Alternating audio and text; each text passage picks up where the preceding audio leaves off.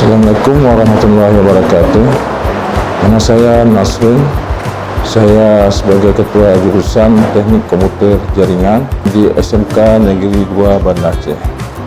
Teknik Komputer Jaringan di SMK 2 ini mempunyai 4 rombel belajar, 2 rombel kelas 10, 1 rombel kelas 2 atau kelas 11, 1 rombel kelas 12 atau disering disebut dengan kelas 3.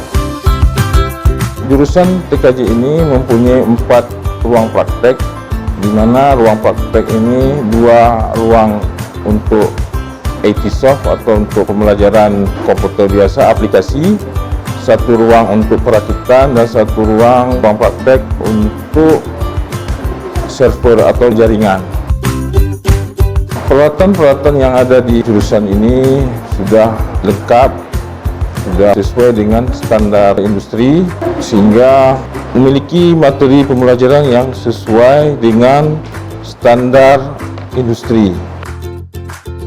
Pembelajaran sudah menggunakan metode 70% praktek dan 30% teori.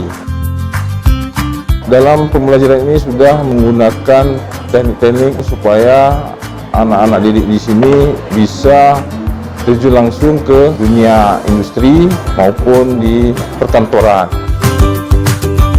Demikian saja dari saya. Assalamualaikum warahmatullahi wabarakatuh.